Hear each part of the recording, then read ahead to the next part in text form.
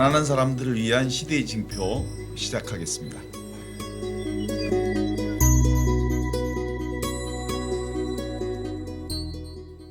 백성들이 사실은 이런 상황들을 지금 계속 접하면서 쫄지 말라는 말도 있지만 상당히 쫄아 있어요. 그렇습니다. 네. 그리고 그래서 불안하고요. 네.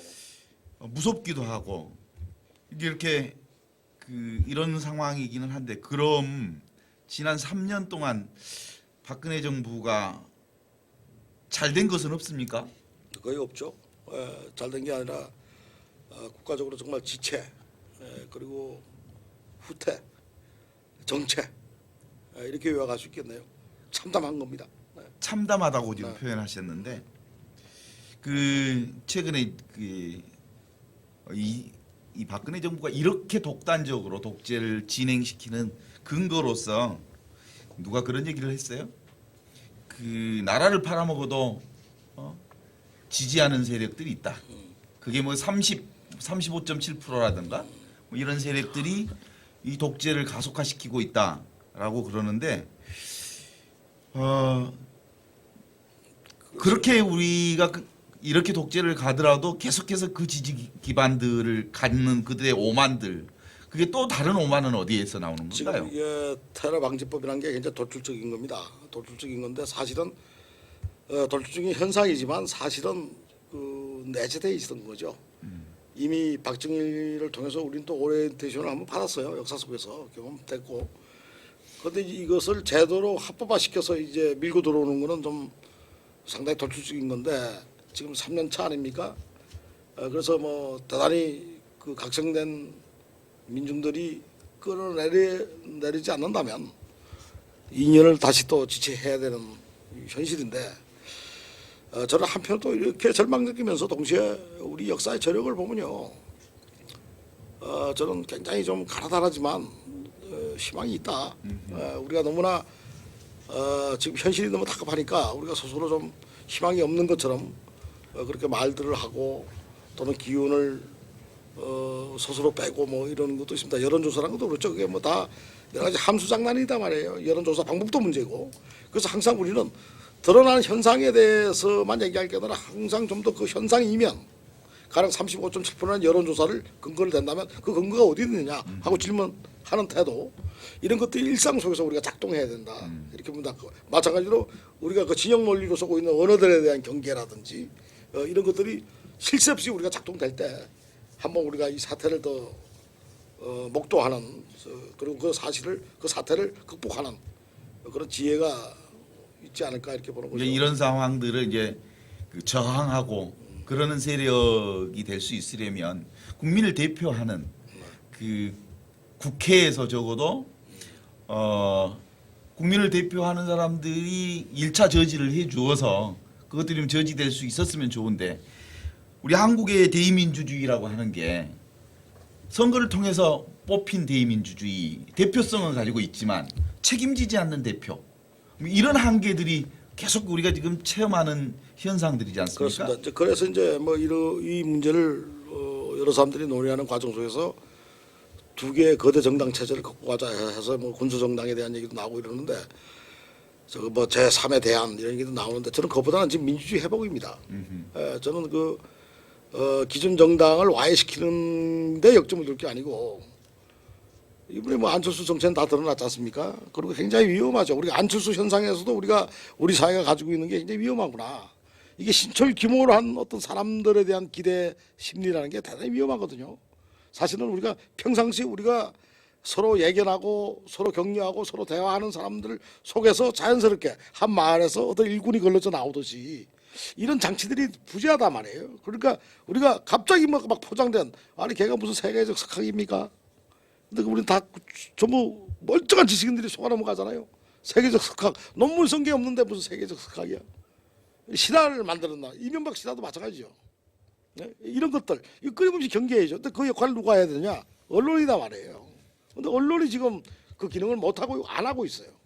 그럴 경우니까 우리 저마다 이렇게 이 조그만 방송도 아주 귀하게 여기면서 자꾸 전달하고, 그리고 서로 격려하고 또 서로 질책도 하고 이렇게 가야 되는 거 외에는 방법이 없지 않느냐. 결국 대중들이 깨야 합니다. 네, 대중이 깨기 위해서 불과 며칠 전에도 민주시민의 역할이 중요하다는 그 페이북 포스팅을 하셨습니다. 근데 저희가 사실은 지금 민주주의가 우리가 지금 제목이 벼랑 끝이지만 사실 떨어지고 있는 이런 상황인데 이런 이야기를 나누는 자리를 가진 이유는 결국에는 사회를 진단하고 어디서 희망을 찾을까 그것이고 선생님께서 계속 그 희망 찾기를 지금 하고 계시면서 사실 그게 잘 안 보이기 때문에 안개 속이기 때문에 다들 괴로워하고 있는 상황이라고 보거든요. 어떤 사람은 체념하고 있고 어떤 사람은 모색하고 있고 그런데 지금 우리가 현재 국가 시스템으로서 민주공화국이나 국가 시스템 속에서 1차 희망은 야당이었고 거대 양당이긴 하지만 그다음에 사실은 언론이라는 것이 권력의 감시가 제1이거든요. 여당이든 야당이든 모든 국가기구는 권력화되기 때문에 그래서 언론의 기능에 대한 언론이 기능하지 않는 걸 떠나서 왜곡하고 적극적으로 편들고 있는 이런 상황이고 그다음에 작은 뭐 대한미디어나 뭐 우리가 진보라고 이름을 분류했던 좀 소규모 우리 신문들 뭐 방송들 이게 있지만 뭐 그 영향력이 좀 미미하고 근데 아주 중요한 목소리 내고 있죠. 그리고 여기도 마찬가지로 작은 목소리긴 하지만 내고 있는 상황인데 문제는 야당에도 우리가 총선을 앞두고 물론 문제는 많지만 우리가 야권단이라는 문제가 결국 그 문제잖아요. 정부 여당과 청와대를 견제하기 위해서는 현재는 우리가 국회란 기능을 되살려야 된다. 결국 민주주의 회복의 1단계는 그거 같은데 과연 여기서 제가 희망을 찾을 수 있는 것인지. 네, 우리가 그 야당이 갖는 무기력이 바로 직접적인 피해를 시민들이 입죠. 근데 이번에 자유 발언, 네, 그걸 제가 몇 차례 이렇게 보면서 이 사람들이 상당히 자질이 있는 사람들이다 하는 걸 저는 발견했어요. 근데 그 사람들이 제도화되고 공당으로 들어갔을 때 그 사람들이 파편화되고 있구나. 그 사람들이 직접 대면해서 국민들한테 또는 시민들한테 알려주는 그 조리 있는 말들은 상당히 이 사람들한테 자질을 봅니다. 저는 자질을 보는데 이것이 이제 그 아까 얘기처럼 이렇게 공당이라는 그 속에 들어갔을 때 그 사람들의 그 개인적인 자질이 묻혀버리는 그런 안타까운 현상인데 어쨌든 저는 지금 제일 중요한 거는 그 상식 또는 비상식, 이성 반이성, 민주주의 독재 이런 그 양극단론은 아닙니다. 사실 그 현상을 정확하게 명명하자는 거죠. 그런 측면에서 저는 우리가 좀 더 어떤 거는 좀 더 세목해서 비판하고 어떤 거는 격려하고 또 희망의 연대를 나는 그러면 안 된다 이렇게 봅니다. 지금 우리 프란치스코 교황님 같은 모습이 세계에 엄청난 지금 파급을 주고 있죠. 엄청납니다. 이 파급은 이건 특정 종교의 문제가 아니에요. 그분의 언어는 지금 그게 천주교가 갖는 종교라는 단위의 언어가 아니에요. 그런 인류가 어떻게 살아야 되고 인류가 어디로 가야 되며 인류가 어떤 시행착오를 겪고 있는가를 당신이 말씀하시는 거죠. 우리는 거기에 공감하는 거고. 그래서 저는 샌더 현상이라든지 이런 새로운 교황님의 그런 말씀들이라든지 이런 것들이 굉장히 우리 사회에 나는 알게 모르게 어떤 희망의 씨앗을 뿌리고 있다. 이렇게도 봅니다. 네. 프란치스코 교황이 실제로는 가장 비정치적이어서 오히려 가장 정치적인 그렇습니다. 인물로 네. 세계 역사사에 네. 우뚝 섰는데 네. 거기서 주는 이제 그 교훈들이 그 파급 효과들이 샌더스에게도 미치고 네. 그리고 미국 전반에 지금 새로운 영향의 불씨를 이제 제공하신 분이 네. 또 프란치스코 교황이었다고 보는 부분도 있는데 어떻게 지금 이렇게 그 불길이 어떻게 좀 진행될 수 있다고 예측하고 계십니까? 우리는 물론 가령 미국의 대선에서 샌더스가 지금 굉장히 주목을 받고 있죠. 그러나 이미 저는 그 결과를 떠나서 그 미국이 관행적으로 해온 40년의 정치를 미국 지성인들 또는 일반 시민들한테 돌아보게 하는 엄청난 역할을 했다고 봐요.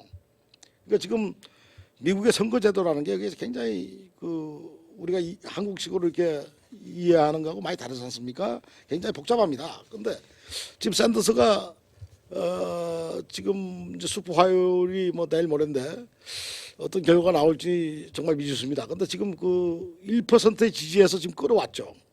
육박에서 거의 그 전국 지지도는 클린턴을 앞섰습니다만은 전국 지지도가 거기 대의원들한테 직접적인 영향을 주는 건 또 한계가 있어요. 네.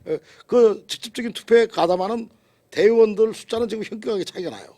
그러니까 지금 샌더스가 선거 결과는 우리가 예상하고 많은 사람들이 예상했듯이 클린턴이 될 수도 있죠. 그러나 그러나 이 사람이 가지고 있던 그 역동성, 그의 언어 이런 거는 굉장히 사람한테 희망을 줬고 물론 그 희망이 현실로 실현되기까지 한다면 상당히 저는 한국도 이 한반도 문제도 우리가 그 샌더스에 주목하는 거는 그것이 미국 대통령이 누가 되냐에 따라서 직접적인 영향을 우리가 있기 때문에 우리가 주시하는 거죠. 근데 막 이게 다시 또 과도 정치의 표현처럼 뭐 힐러리가 된다든지 이게 미국이 지금 과도 정치죠. 재벌들 또는 그 군산 복합체의 그 대내 정치 아닙니까? 자기들 게임인데 여기서 샌더스라는 그 변수가 막 이게 현실로 작동해 줘서 샌더스가 대통령이 된다 그러면 남북 관계도 저는 상당히 달라질 거다 이렇게 봐요. 근데 이 교황님이 지금 주시는 말씀이 저는 또 훨씬 더 현실 정치를 압도하는 대단히 저는 지난번에 방한하셨을 때도 이걸 이제 캐톨릭 안에서 어떻게 그걸 교황님의 말씀을 내면화하고 그걸 실천하는가 이거를 좀 많은 시민들이 지켜보고 있을 것 같아요. 그런데 그것이 과연 그 교황님의 말씀을 그대로 이렇게 그 한국 캐톨릭이 실천해 주느냐 좀 많이 미흡해 보입니다. 안타깝네요. 가령 얼마 전에 그 미국의 그 샌프란시스코 성당이 그 노숙자한테 개방됐을 때 제가 외신을 보고 페이스북에 올렸더니 굉장히 많은 사람들이 반응을 하고 공유를 하셨는데 지금 우리 명동성당 같은 경우도 그런 결심할 수 있지 않습니까? 또 해야 되는 거 아닙니까? 교회인데. 그러니까요. 그죠? 이거 네. 그렇게 수많은 사람들이 반응하게 된 것은 한국 사회에서 한국 교회 안에서는 그 상상할 수 없는 일들이었단 말이죠. 그게 이제 사실은 샌프란시스코 성당 안에서 이루어진 부분들을 보고 저게 가능하네. 저게 가능하다면 우리 교회에도 사실 그거 시작할 수 있는 건데. 근데 사실은 그 프란치스코 교황이 4박 5일 동안 한국에 오면서 한국 교회가 가야 할 방향과 흐름들을 4박 5일 동안 거의 집중적으로 이제 그렇습니다. 저희들 용어로 표현하면 4박 5일 피정을 해주셨단 네, 말이에요. 네. 핵심을 짚어주고 다른 말로 얘기하면 그 집중 과외를 해주신 거죠. 그렇습니다. 네. 그럼에도 불구하고 프란시스코 교황 이후에 한국 교회의 변화를 이렇게 보면 사실상 큰 변화들이 나타나고 있지 않는 흐름들이 있어요. 어떤 방식으로든 지금 이제 그 자각하는 시민들 그리고 교회 안에서는 자각하는 평신도들이 드디어 자각해 나가기 시작할 때 가능한 건데 그러려면 시민사회나 교회 안에서의 그 종교단체나 더 나아가서는 여기를 추동해주는 언론 자체들이 좀 떠줘야 되는 건데 이제 좀 언론 문제를 좀 짚어보고 싶은데요. 우리 언론과 기자들의 위상이 무참하게 땅에 떨어진 것들을 보게 된 때가 사실은 세월호 사건 났을 때죠. 네.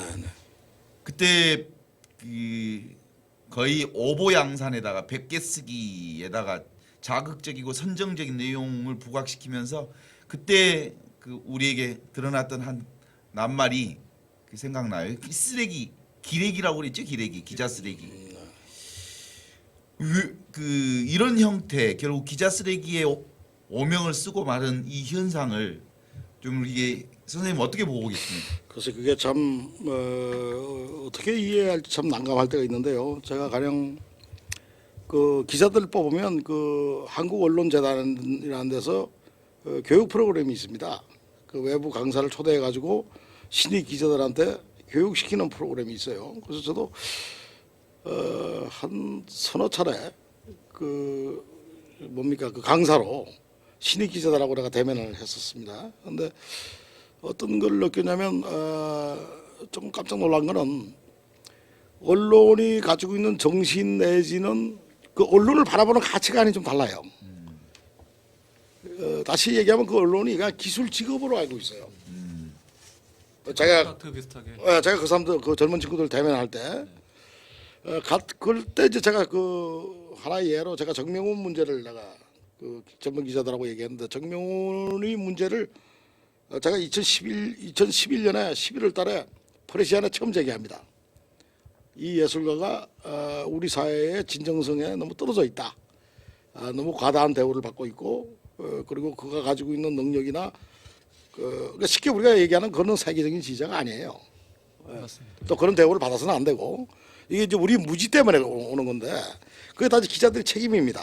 책임인데 사실에 근거하지 않는 그 가공된 신화를 만드는 거죠. 그래서 나는 그 문제를 그 젊은 기자들한테 내가 한번 문제 제기해서 한번 토론을 해보니까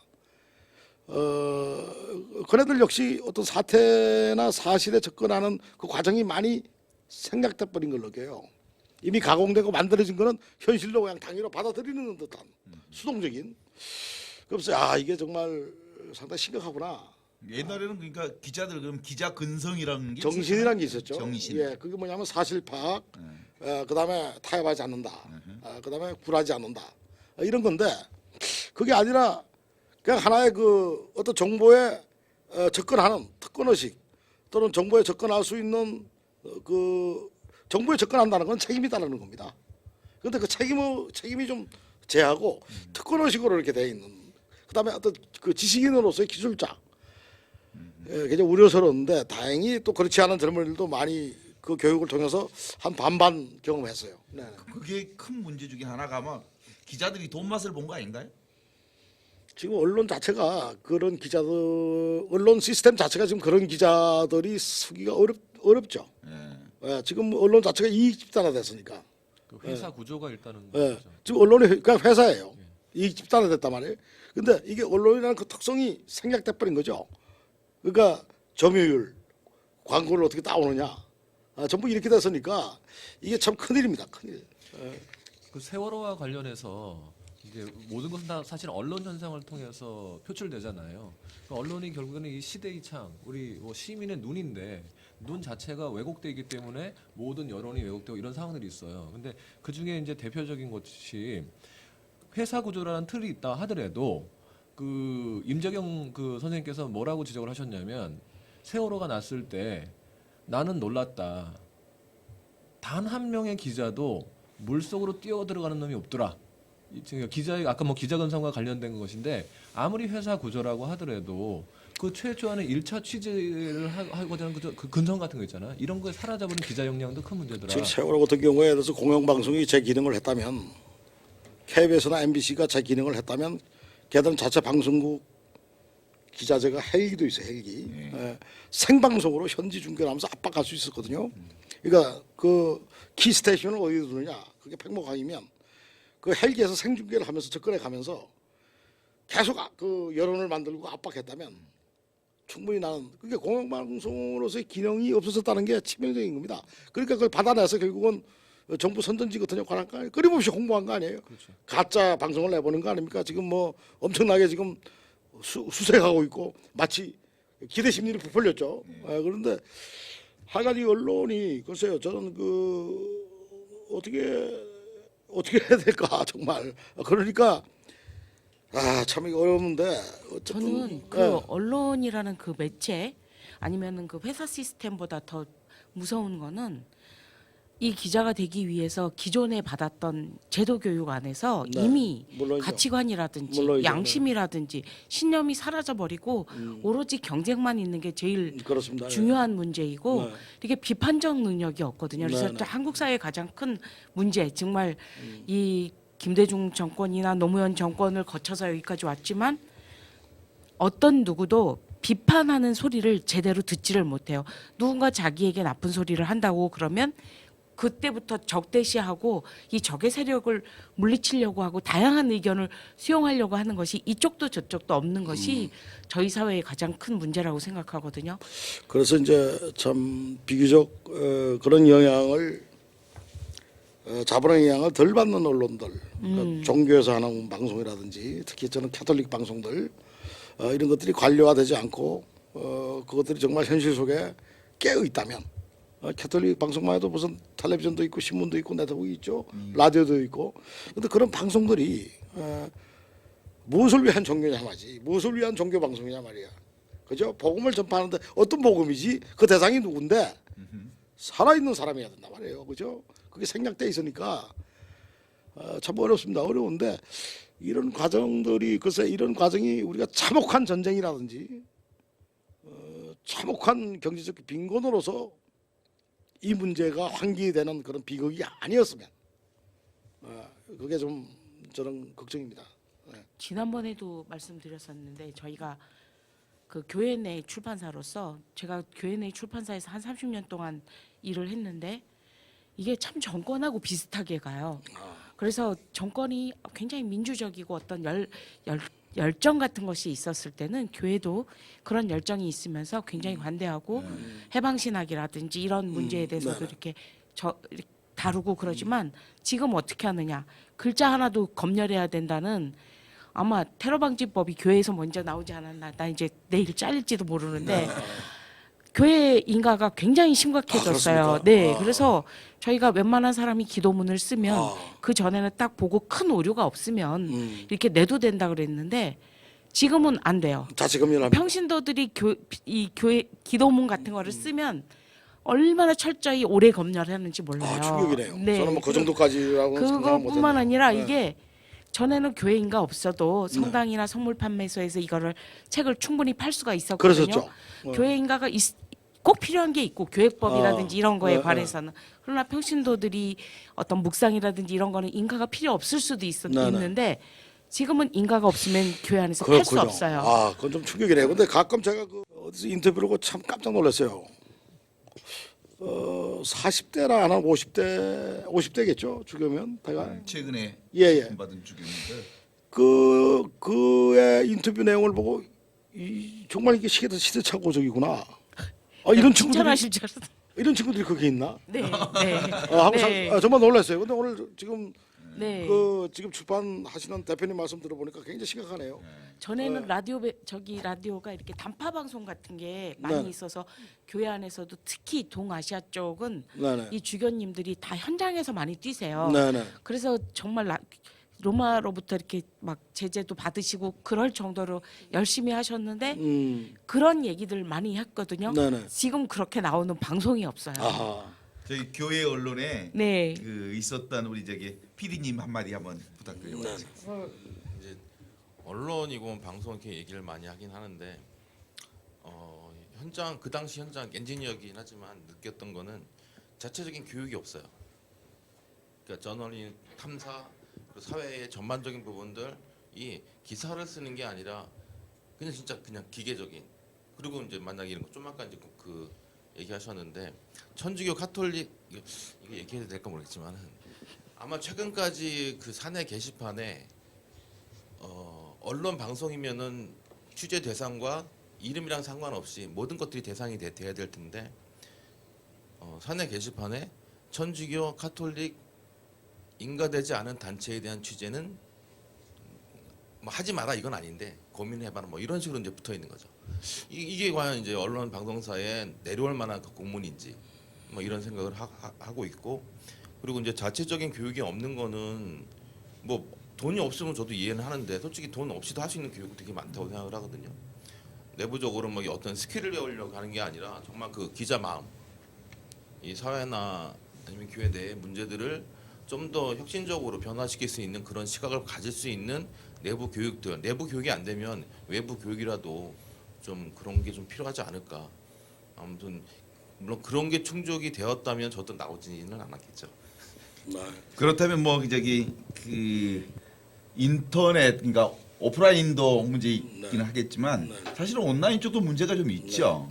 그러니까 온라인이 가지고 있는 장점과 단점들을 좀 짚어가면서 앞으로 대한 언론의 방향들도 좀 이렇게 보고 싶은데 어떻습니까? 지금 이번 테러 방지법이라는 게 지금 우리가 얘기하고 있는 이런 걸 하지 못하게 하겠다는 거단 말이에요. 맞습니다. 그죠? 그런데 난 지금 좀 충격이네요. 그럼 캐톨릭 안에서도 그 정도라면 이건 상당히 위기네요. 이중의 위기네요. 자체 네. 위기고 또 외부 위기고. 그렇죠. 전에 70년대 이때쯤이면 저희들이 바티칸 공의회 직후기 때문에 네네. 굉장히 작은 공동체들이 활성화되고 네네. 이 공동체 안에서 평신도 영성이 굉장히 주목받았거든요. 그래서 스스로 말하고 스스로 무엇을 행동한다면 제가 최근에 평신도가 돼서 교회 공동체로 돌아왔을 때 네. 예전에 제가 봤던 그런 활기찬 모습들은 죄송하지만 사실상 많이 못 봤어요. 나는 이번에 그런 프란시스 그 교황님이 하는 말씀이 그런 말씀들을 정말 그 신부님들이 이렇게 또는 교회 계신 분들이 실천해주고 그 대명분 아닙니까? 확실한 거 아니에요? 이거 교황님 말씀이야. 그것도 안 맥히나요? 신자들이 말하는 거 이런 거거든요. 좋은 말씀 나도 다 알아. 실천하는 거 보여줘 이거거든요. 교황님은 너무 멀리 계시고 신부님은 가까이 계시니까 그 말씀을 듣고 한국 안에서 한국 사회 안에서 실천해 달라고 하는 요구인 거예요. 그러니까 지금 이제 정치에 관한 문제도 성당에서 강론할 때 예전에는 신부님이 강론하시면 그렇게 소리 지르고 손 들고 이러는 사람 없거든요. 네네. 지금은 그 소위 저희가 보수라고 분류하시는 분들이 모든 그 염치고 뭐고 다 없어요. 막 좀 정부에 반하는 이야기를 했다 그러면 벌떡 일어나서 나가버린다든지 고함을 친다든지 이런 일도 있고 그다음에 이제 그런 가장 중요한 원인 제가 짚은 원인은 그렇게 날자료를 갖고 이야기하실 게 아니고 이게 단계별 교육이 가야 된다는 거예요. 전략적으로 정말 대테러 방지법이 나쁘다 이렇게 하면 안 된다 이러고 막 생으로 하는 것도 필요하지만 정말 국민들이 무엇을 중요시해야 되고 어떤 문제에 우리가 지금 시달리고 있고 어떤 가치관을 혼란을 하고 있는지를 단계별로 하면서 이 문제까지 짚어 나가면 이게 굉장히 중요한 평신도 영성이 되고 평신도 영성이 정치와 떨어지지 않는데 지금 같은 경우는 정치적 발언이라고 다 분류를 해요. 신자들이. 네네. 그만큼 인식이 많이 이렇게 모자란다고 네. 보거든요. 정치 발언이 아니라 이 생명의 발언인데도 그게 정치적인 목소리로 들어온다면 저는 전략의 부족이라고 네. 굉장히 많이 이렇게 느끼고 있어요. 네네. 선생님께서 지금 우리가 대한 언론으로서 희망을 결국엔 이게 기존의 우리 회사 언론들이 다 자본에 종속되어 있기 때문에 자본에 종속되어 있지 않는 이런 특히 그 중에서도 가톨릭 교회가 더군다나 프란치스코 교황님이 앞에서 이끌어주고 계시기 때문에 희망이 되지 않을까라는 맥락에서 이게 얘기가 진전됐지만 사실 한국 가톨릭 내부 자체가 자본이나 권력에서 독립되어 있지 못하는 것도 사실이라는 것이고 지금 이 방송을 이끌어가고 계셨던 신부님들이라든지 또는 지금 저기 백남기 농성장에서 매일 미사를 하고 계신 신부님들이라든지 이런 분들이 우리나라 가톨릭 교계 내에서 신도뿐만이 아니고 교회 내에서 주교님과 사제님들이 5% 말은 그러니까 서로 추정인데 그래봐야 5%도 안 되지 않겠냐라는 정도로 극소수이시거든요. 그러니까 평화방송에 하셨던 저 PD님도 아까 증언을 하셨지만 평화방송이 그런 주교님들에게서 직접적인 영향력이 있고 그렇다 보니까 저분 같은 경우도 뛰어나온 것이죠. 나는 5%라면 희망이 있다고 봐요. 네.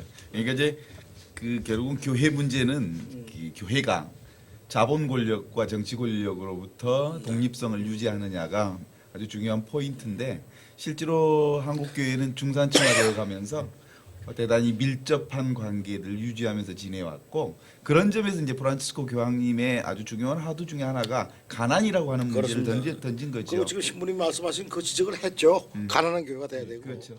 여기 이 사람들이 무슨 중산층에 무슨 클럽이 되면 안 된다. 아마 그 비슷한 말씀 하셨잖아요. 그러니까 이렇게 철저하게 이제 가난을 어떻게 보여줄까 했는데 가난은 포기이거든요. 아. 그래서 제도화되고 거대화되고 한 것들을 근데 내가 오늘 일단 왜 포기할 필요가 우리처럼 있다고 이제 봐요. 저는 이제 교회 밖에서 있는 사람이니까 저 열심한 신자도 아닙니다. 근데 이런 사람들이 볼 때는요. 저 같은 경우 저를 국한하죠. 그런 백남기 그 선생 그 현장에서 미사를 드리는 신부의 모습은 굉장히 감동적이고 5%가 난 절망이 아니라 굉장히 희망이 있다. 그리고 오늘 최 신부님 처음 뵀는데 이 모습을 뵈니까 난 굉장히 희망이 있다. 난 이렇게 봅니다. 이게 막연한 게 아니라 이분들이 계시는구나. 나는 그래서 이분들이 계시는 걸 난 얘기할 거야. 외롭지 않다. 저는 이렇게 봅니다. 네. 지금 우리 계속해서 그 언론 얘기를 들으면서 실제로 지금 거의 융단 폭격을 받을 정도로 종편을 통해서 흉기로 변해가는 기자들의 편 그리고 흉기로 변해가는 종편의 말들 이런 상황에서 거의 이제 융단 폭격화되어서 지금 피폭되어 있단 말이죠. 이 피폭의 피해로부터 우리가 이제 해방되어서 대한 언론의 새로운 물길을 좀 만들어내야 되는데 그런 비전들이라고 하는 게 사실상 잡아내기가 좀 쉽지 않습니다. 어렵습니다. 이게 모든 게 자본이 연결되고 있고 사람이 뭐 둘 이상 모이면 다 약속이 돼야 되고 돈이 들고 그죠? 이게 현대 사회 아닙니까? 그러나 모두가 다 한 방향으로 간다고 했을 때 아니라고 얘기하는 사람들이 이 세상을 하루아침에 바꾸지는 않았지만 그렇죠. 바꿔왔어요. 그게 역사입니다. 그러니까 지금 이 사람들 이 정권이 하고 있는 작동도 저는 굉장히 반역사적인데 이것을 저는 그렇게 그러나 애써서 그걸 체념하거나 무시하면 고쳐가 되는 거지만 끊임없이 우리가 견제하고 눈을 키고 있고 말이라도 저항하고 끊임없이 움직인다면 나는 그렇게 낭망할 현상으로 기착되지는 않는다. 이렇게 좋습니다. 봐요. 예. 그런 점에서 사실은 이제 그 대한민국의 언론은 죽어가고 있지만 국민들이, 시민들이, 대중들이 두 눈을 부릅뜨고 언론을 견제하고 감시하는 그 뜨거운 가슴들로 깨어있는 시민들이 그렇습니다. 탄생하기만 한다면 있다고 봅니다. 저는 가령 페이스북을 지금 해본 경험을 해보니까요. 제가 지금 한 4년째 하는데 예. 실제 만나기를 원하는 사람들도 있고 이래서 만나다 본 적도 있습니다.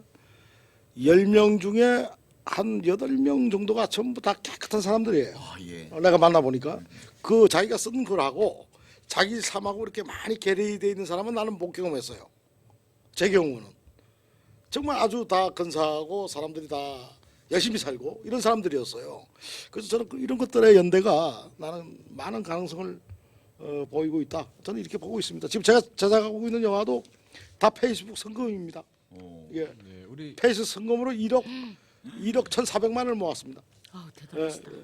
그 지금 우리 김 선생님께서는 그 페이스북에 집중해서 아까 말씀하시기로는 나는 뭐 언론인은 아니다라고 말씀하셨지만 기존의 그 칼럼을 통해서 세상과 그 소통하던 것을 페이스북으로 옮겨서 하신 것이잖아요. 그리고 그게 주로 다 이렇게 사회 비평이시고 뭐 이런 상황이었거든요. 그리고 뭐 그 매체 그러니까 미디어로서의 영향력이 사실은 기존의 그 종이 신문들의 영향력을 훨씬 압도적으로 뛰어넘는 사례들이 되게 많습니다. 여러 가지 예. 저는 그 어떤 가능성을 여러 가지 봅니다. 그래서 나는 이 방송이 지금 신부님이 주재하시는 이 방송도 저는 이제 팟캐스트 잘 모릅니다만 가끔 들어보면 너무 좀 신변 잡담, 뭐 시대를 비판하는 것도 있지만 너무 좀 이렇게 내용과 현실하고 떨어지는 농담, 우스갯소리, 인기를 앞세운 유명인들의 뭐 이렇게 출연해서 이렇게 시간이 좀 낭비적으로 들리는데 현실은 급박하고 절실합니다.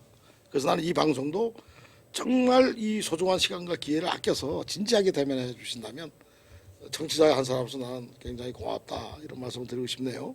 네. 지난 민중정치연합 창당준비위원회가 발족되어서 선언식이 있었어요. 실제로 그 흑수저당을 꾸린 청년들, 비정규직 철폐당을 선포한 노동자들, 농민당을 준비하는 농민들은 환호로 이게 답하기도 했는데 실제로 지금 이런 대한정당이라고 하는 게 어떻게 지금 그 새로운 비전으로 그리고 희망으로 자리매김할 수 있을지 예측 가능하겠습니까? 실제 이제 대중들하고의 파급성, 대중들이 작동해야 되겠죠. 그런데 저는 뭐 그것이 뭐 뚜렷한 정당으로서의 면모를 가지기에는 시간이 걸릴 것이다. 예. 저는 이렇게 봅니다. 그리고 제가 최근에 지금 제 페이스북을 통해서 그 몇 의원들 이 예비 후보자를 지지하는 글을 썼는데 뭐 녹색당의 하성수 후보나 또 지난번에 그 강동석 의원이죠. 강동원 의원. 강동원 의원, 예, 또 그분이나 좀 이런 분들을 제가 썼는데 그건 제가 특정 정당의 그 정책이나 정강에 동의해서가 아니라 우리 사회에 필요하다고 느끼기 때문에 쓰는 거죠. 그래서 저는 이 소중한 뭔가 그 발기라고 봅니다. 예, 예. 그런데 이것이 현실의 대한정당으로서는 정말 시간이 걸릴 것이다. 그런데 이것이 선거 때만 이렇게 나오면 안 된단 말입니다. 이게 평상심으로 쭉 어떤 연대돼서 그것이 뭔가 대중들한테 저 사람들이 구체적으로 사회를 변화시키는 추동력이 있는 사람들이다 하는 신뢰를 못 주면 우리 선거 때마다 수없이 많은 등장이 출몰하는 걸 경험하죠. 그것은 좀 경계해야 한다 이렇게 봅니다. 저는 좀 미지수인데 그러나 어쨌든 그것이 선거 때만 가지고는 영향을 못 미칩니다. 그러니까 정치권을 독점한 거대 정당 두 정당이 결국은 진입 장벽을 막고 있잖아요. 그래서 비례대표까지 줄여버리고 뭐, 기득권은 더 강화했죠. 그래서 이제 이런 군소 정당이 갖는 역할들이 대단히 중요하긴 한데 그런 의미에서 저는 뭐 지금 뭐 최근에 나타나는 이런 정당에 대한 기대, 뭐 그 기대가 시민 일반하고 같죠. 저도 그런데 문제는 이 사람들이 선거철에 반짝하고 나타나는 그런 정당이라면 지지를 얻기 어렵다 이렇게 봅니다. 독일에서 저기 환경운동 하면서 나타났던 정당도 처음부터 정당으로 나타났다기보다 네, 운동이 환경운동을 꾸준히 하고 자기네들이 네. 지지받지 않을 때도 끊임없이 그렇습니다. 자기네가 이렇게 올바른 일에 서서 결국은 지지를 받게 됐잖아요. 네. 그런데 저희들 쪽에서 환경 쪽에서도 이제 나온 당이 있는데 평상시에는 별로 그 정말 중요한 이슈 많았잖아요. 4대강도 있었고 세월호도 있었고 이럴 때 이분들이 목소리를 내지 않는 게 군소 정당이 목소리를 냈죠. 그 네. 정당이 목소리를 내왔기 때문에 예, 자연스럽게 이게 정당으로 결집된 현상까지 온 거라고 봐요. 저는 그 녹색당인데 그 네. 당에 대해서는 굉장히 긍정합니다. 네. 그다음에 진성당원이고 또 회원들도 지금 만여 명 육박하고 있고 그다음에 그 사람들의 가치관이 여기에 문제가 아니라 인류의 문제 전체를 보겠다는 그런 시각적인 스펙트럼도 전 동의하고 그래서 저는 지지하는 글을 올리는데 제가 그 당의 당원은 아니에요. 저는 그냥 시민의 한 사람으로서 기꺼이 그 정당이 갖고 있는 취지에 동의하죠. 네네. 지금 어쨌든 임기 3년을 박근혜 정권 지나면서 총선이 기다리고 있습니다. 아주 중요합니다. 그렇죠. 네, 아주 중요. 총선 이것 결과가 어떻게 될 건지 야당 심판론이라고 하는 것, 제 야당에서 야당 심판론이라는 얘기가 나오면서 좀 그 모양이 이상하게 지금 진행되고 있는데 어떻게 작동할 것 같습니까? 일단 저는 지난번에 지금 국민의당이라고 그러죠. 예, 예. 그 당 당명도 아주 일본식으로 지었는데 그 당은 완패를 할 것이다. 예. 저는 그렇게 얘기합니다. 실제로 단 한 명의 국회의원도 내기 어렵지 않을까. 그 당은 그렇게 보고 이번에 제가 조금 다시 제1야당이 좀 그 정체성을 회복했으면 좋겠다. 예, 예. 어차피 현재 우리가 지금 현실로 시간이 걸립니다. 이 군수정당이 나서 그 역할을 하기까지는. 그렇죠. 네. 그렇다면 지금 당장은 제1야당이 제 모습을 좀 갖춰줬으면 그게 그런 의미에서 일단 새누리당은 그 어원이 좀 안 나와야죠. 안 나오게 그건 당이 아니다 말이에요. 이건 이익 집단화된 이합 집산 당이지 그게 정치 개사체라고 우리 보지 않아요. 새누리당이 정치 결사체라고 볼 수 없다. 난 그렇게 봅니다. 그냥 이익 집단이죠. 예? 그냥 어떤 뭐 수구 세력이. 근데 어쨌든 저는 그래서 이번 선거가 지금 나는 녹색당도 조금 지지율이 돼서 원내 의석을 한 명이라도 비례대표. 간다든지 이렇게 된다면 상당히 좀 탄력적인 이렇게 봅니다. 그리고 어차피 지금 근데 많은 사람들이 지금 새누리당이 압도적으로 이길 것이다. 180석 얘기가 나와요. 예, 얘기하는데 저는 조금 그렇게 보지 않습니다. 예, 물론 내 얘기는 안 틀렸으면 좋겠는데, 뭐 국민당은 한 석도 내기 어렵다고 보고, 저는 이 여론이 죽은 듯이 있지만, 저마다 이렇게 또 이런 방송을도 있잖아요. 자꾸 이렇게 뭔가 옳은 길, 바른 길을 우리가 간다 하는 의지가 있다면, 뭔가 이렇게 계속 깽판 치는 놈들의 세상은 아니지 않느냐. 예, 아주 지금 야당의 긍정적인 지금 분석들을 좀 해보려고 하셨는데 네. 실제로 이제 우리가 보는 부분들은 일단 야당이 분열된 상황이고 그래서 오히려 여당은 야당이 아니요, 분열하니까 느긋한 마음으로 지금 신문이 집안 싸움하는 것 아니요, 같은 신문이 저도 느낌이에요. 시각이 예. 지난번에 박원순 시장이 그걸 분열로 해서 나는 박원순 시장이 좀 정치 감각이 없다 이렇게 내가 페이스북에 썼는데 야당이 걸러지는 과정이라고 봤어요. 그렇게 보신 예, 저는 분열로 안 봤습니다. 그리고 결과적으로 걸러졌고 이번에 이 사람들이 투표하는 행위를 통해서 그 당의 정체성을 분명히 드러냈어요. 지난번에 왜 그 새누리당하고 같은 편이 돼서 표를 던졌지 않습니까? 표결하는 건 예. 얘기하셨죠. 예. 그래서 원샷. 이런 걸 볼 때 나는 상당히 자체 정돈이 됐다. 그 안에서 이상한 놈들 많았잖아요. 이게 굉장히 걸러졌기 때문에 뭐 제 예견입니다만은 뭐 그게 너 어떤 근거에서 그렇게 얘기하냐 그러면 또 얘기가 길어지는데 우리가 갖고 있는 역동성 또는 그 시민들이 가지고 있는 드러내지 않고 묵묵히 보는 사람들의 다 봅니다. 이제는 우리를 많이 학습했어요. 이명박이라는 사기꾼도 만나봤고 예, 많이 학습해 또 안철수가 얼마나 허당인가도 만나봤고 허당도 받고 예 그렇기 때문에 최근에 이게 야권 분열로 아니고 저는 속가내기다 정리다 이렇게 봅니다. 예, 그리고 정리가 됐다 이렇게 봅니다. 예. 이제 이렇게 보는 부분들이 있음에도 불구하고 이제 우리 지금 저는 이제 광주 전남 쪽에 이제 있잖아요. 광주 전남 쪽이 실제로 민주당 지금 더불어민주당 쪽에서 빠져나온 친구들이 다 대다수이고 광주 쪽을 보면 느낌이 워낙 그들의 그 기존 정치인들의 파워력을 행사했던 친구들이 있는데 이 파워력을 강주라고 하는 강주 시민들이 지금 당에서 걸러낸 친구들을 다시 걸러내 줄 수 있는 힘이 있는가? 이런 것들을 보면서 여론이 좀 좋아지기는 하고 있어요. 네, 근데 저는 그 많은 언론들이 그 광주 민심을 그 뭡니까 기득권 쪽에서 특히 조선일보가 자꾸 분열적으로 이렇게 보는데 저는 그렇지 않다고 봐요. 광주가 가지고 있는 그분들이 그 난 상당히 냉정하게 잘 판단하리라고 나는 봅니다. 의외로. 예. 광주 시민들의 의식을 좀 그 믿고 네네. 어려울 때마다 네네. 더 나아가서는 역사의 아주 중요한 시점마다 네네. 제대로 평가해 주었기 때문에 지금까지 왔다면 한 번 더 강주에 그런데 이제 최근에 김종인이라는 사람이 이제 들어와서 지금 몇 가지 보여주는 건 좀 우려스러워요. 예. 가령 그 FTA 통상상업본부장을 했던 김현종일 끌어다가 지금 출마시키는 건 제가 페이스북에서 비판을 했는데 역시 제가 그 비판하는 글을 올렸을 때 굉장히 많은 사람들이 호응하는 걸 보면서 역시 그 참 굉장히 위험한 지금 수순도 가고 있다. 이것도 경계해야 됩니다.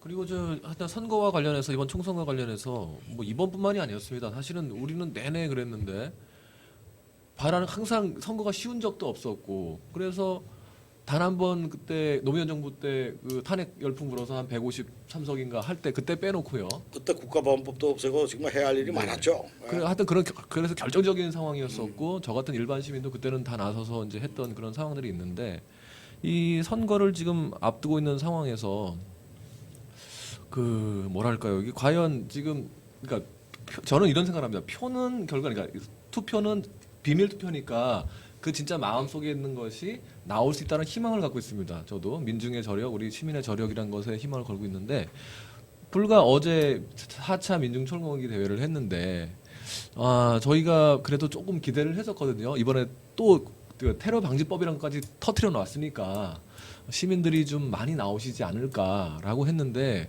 생각보다 훨씬 적은 시민들이 나오셨던 글쎄요, 거예요. 어느 측면은 저는 그것도 그 많은 사람들이 나와서 일시에 움직여주면서 저항하는 것도 대단히 중요한 거지만요. 역시 그 어느 한 측면은 이것도 시대가 지금 바뀌었다. 뭔가 그래서 이런 인터넷이라든지 SNS라든지 이것도 대단히 중요하고 그것도 저는 아주 중요한 참여라고 봅니다. 그래서 반드시 거리에 나오는 그 숫자만 가지고 우리가 그 일희일비할 건 아니다. 나는 이렇게 봅니다. 네. 지금 그동안 이제 우리에도 피폭되어 있는 어떻든 간에 기존의 그 종편으로부터 피폭되어 있는 상황들 그리고 그다음에 기존에 있는 신문지로부터 지금 피폭되어 있는 상황이어서 우리 김상수 그 선생님 하시는 말씀이 계속해서 충격으로 와닿을. 저는 이번 선거 결과가요. 의회에 지금 많은 침묵하는 사람들. 근데 저는 그게 걱정이 아니라 우리는 지금 투표하는 게 걱정이 아니라 그 투표를 관리하는 것까지 지금 우리는 심각하게 지금 왔어요. 예. 그러니까 우리가 지금 그냥 투표만 하나 딱 던지는 게 아니라 내 표가 어떻게 현실을 작동시킬 거야에 대한 감시까지 해야 하는 지금 처참한 지경인데 우리는 좀 더 거기에 더 슬기를 또 좀 모아야 될지 모르겠습니다. 지금 그만큼 어렵습니다. 근데 저는 물론 이제 뭐 한 달 남았나요? 50일 남았나요? 50일, 네, 50일 50일 남았는데 저는 그렇게 아주 우리가 절망의 나락으로 떨어지는 결론은 안 나지 않을까 결과가. 그래서 나는 이 최신부님이 하는 이런 방송의 역할이 중요합니다. 그게 1000명이 됐든 10,000명이 됐든 아주 중요합니다. 이런 것들. 그래서 계속 희망을 물론 가짜 희망은 안 되죠. 그러나 현실을 직시하되 자살하지 않는. 우리 저 프란치스코 교황님도 희망을 말하자고 그러지 그죠? 희망을 내세웠죠. 우리가 절망에 속지 말자. 악마하고 대화하지 마라 그랬잖아요. 그 악마가 바로 절망을 부추기는 거 아니에요? 네. 아마 제 생각에는 이제 여기 자리에 계신 우리 저 PD님까지 포함해서 저희는 뭐랄까 어떻게 표현해야 되는지 모르겠는데 뭐 군중, 대중, 시민 뭐 다양한 표현이지 않습니까? 민중이 있는데 예를 들어서 저 같은 경우는 농민이자 평범한 소시민에서 항상 주저하고 이렇게 생각만 많이 하는 뭐 그다음에 투표에서는 한번 행사하는 이런 거 있지만 이런 사태를 통해서 좀 거리로 나서고 그러니까 조금 더 적극적으로 실천하는 이제 이런 사람인데 그런 것을 우리가 이제 일반적으로 좀 시민이라는 이름을 붙여주죠. 그러니까 정치적인 용어로는. 그래서 우리가 이런 방송을 하는 목적도 사실은 우리 신자님들도 있지만 이 대중 우리 일반 그러니까 뭐 분들께서 좀 시민의 위치로 좀 올라와 줬으면 좋겠다라는 그런 뚜렷한 목적 의식을 가지고 사실 네. 이 방송을 하는 거죠. 예. 근데 그런 게 물론 기대는 갖고 있는데 현장에서 늘 보면 이제 제가 이제 그 말을 쓰거든요. 희망과 절망의 시소타기. 사람이기 때문에 그죠? 하루는 절망했다 다시 희망으로 돌아오고 이제 이런 과정들이 실제로 우리 같은 평범한 사람들에게 있습니다. 우리 국민들이 이제 민주주의를 억압하고 민중을 수탈하는 독재에 맞서서 분명하게 이번 그 총선 때 정권을 심판하고 나라를 바로 세워야 할 아주 중요한 시점이 있다는 것을 우리가 좀 기억하고 있지만 이런 그 과정에서 또 어제 그 민중 총궐기를 하게 됐단 말이죠. 민중 총궐기를 하면서 실제로 농민들 숫자는 그렇게 많지 않지만 함께 결합해주는 사람들이 보성에서 그 서울까지 몰고 왔어요, 바람을. 이게 지금 어떻게 영향을 미칠 수 있을까? 함께 걸어오셨으니까 한번 우리 한결이 아빠 어제 분위기를 한번 전해주시죠. 예, 어제 17일 동안 걸어서 그 백남기 농민이 그 대학을 다니면서 학생운동, 민주화운동을 하고 그 80년에 제적됐다 복학해서 그 상여를 메고 그 전두환 그 상여죠. 독재자를 물러가라고 하는 뜻으로 한강동화를 했었죠. 그 길을 따라서 이제 저희가 어제 마지막 코스를 해서 서울 시청 광장으로 모였습니다.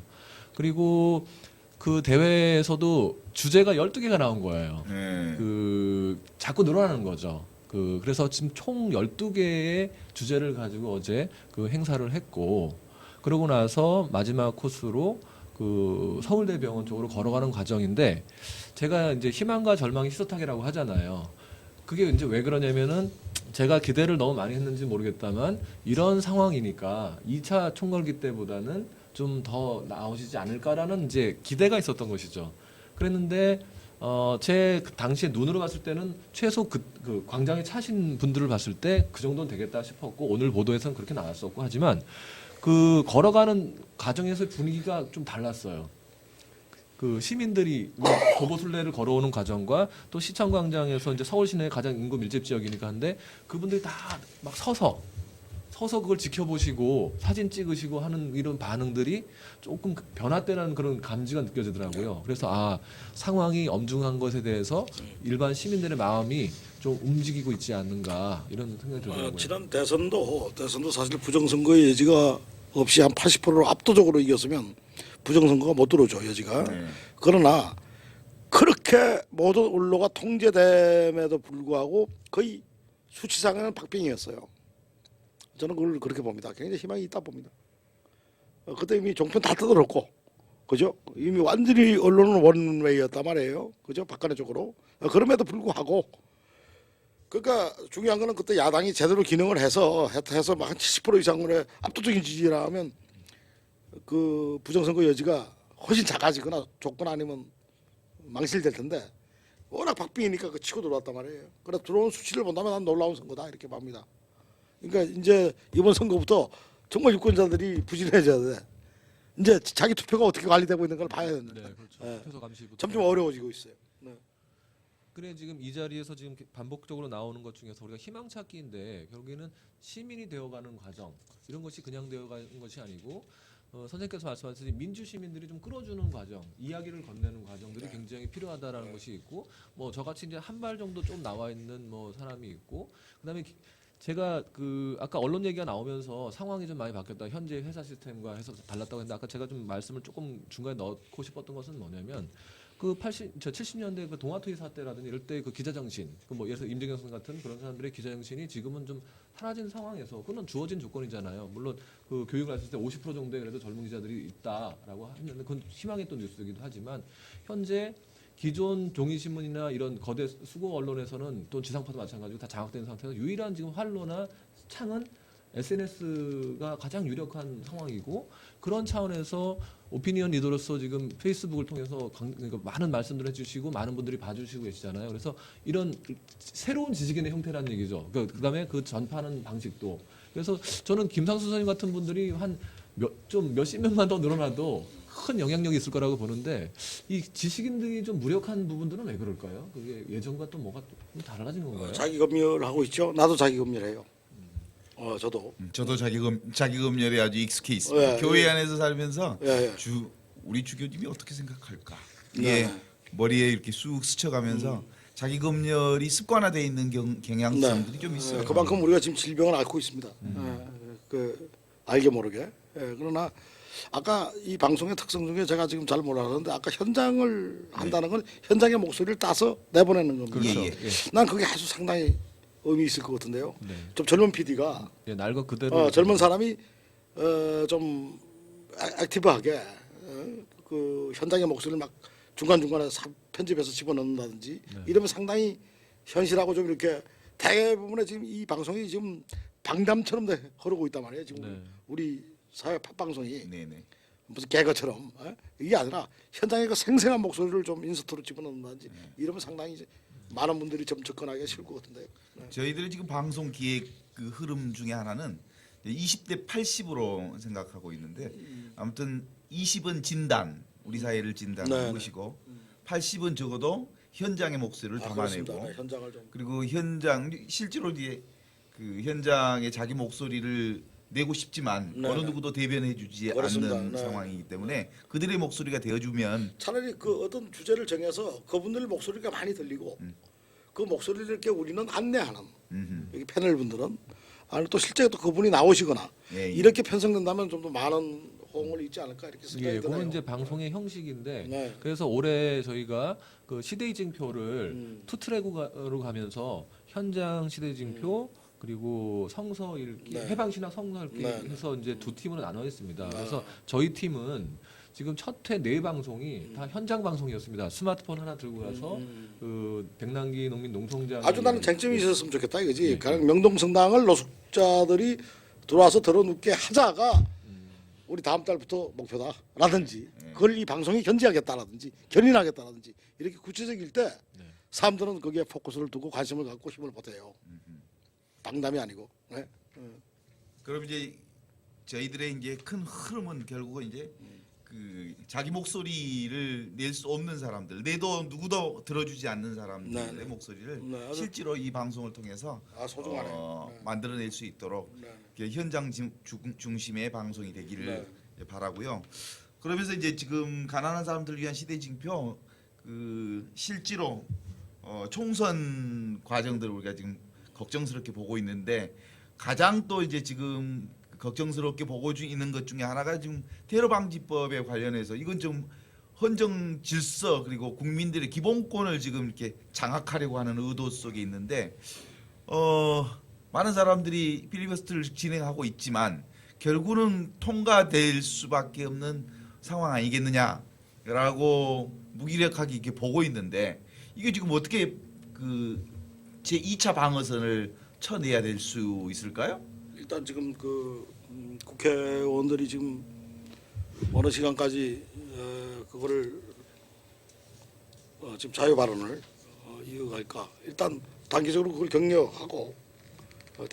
격려하고 끊임없이 저마다 할 수 있는 처지에서 그걸 대중들한테 자꾸 전달하고 그 문제점을 그렇게 해야 되겠죠. 근데 만약에 지금 신문이 말씀처럼 그 밀어붙여서 그런 결론이 난다.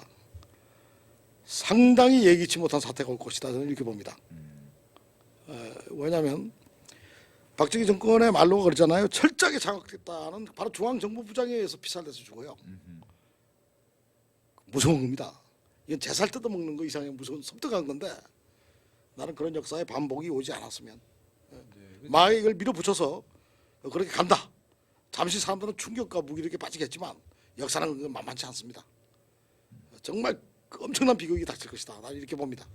그래서 지금 테러 방지법이 결국에는 민주주의 파괴의 마지막 방점을 찍는 것까지 지금 와 있고 총선 앞인데 그래서 상황이 그 필리버스터를 통해서 제1야당의 야성이 이제 좀 살아나고 아까 말해서 개개인의 그 의원들이 역량이 많은 의원들이 사실은 그 민주당에 많이 있잖아요. 그래서 은수미 의원부터 뭐 김광진 의원부터 그러니까 첫 번째 나오셨던 분들이지만 이후로 사실은 그 제가 며칠 전 거를 봤을 때 그 필리버스터 지금 대기자가 108명의 의원들이 지금 서 있고 뭐 그다음에 정청래 의원 같은 경우도 이게 사실 누가 더 오래 하나라는 식으로 이런 식의 가십성 보도가 나오겠지만 그거보다 중요한 것은 이분들이 그런 것을 통해서 의원으로서의 국회의원으로서의 그 기본적 역량들을 지금 보여주고 있잖아요. 그래서 지금 신부님께서 또 우리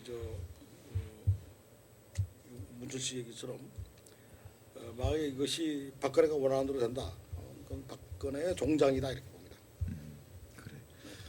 그럼 총선을 이제 우리가 내다보면서 그 성숙한 민주주의를 향한 마지막 발언들을 하고 이렇게 오늘 이 방송들을 조금 이렇게 접어보면 좋겠는데 마무리 정리를 좀 해주시죠.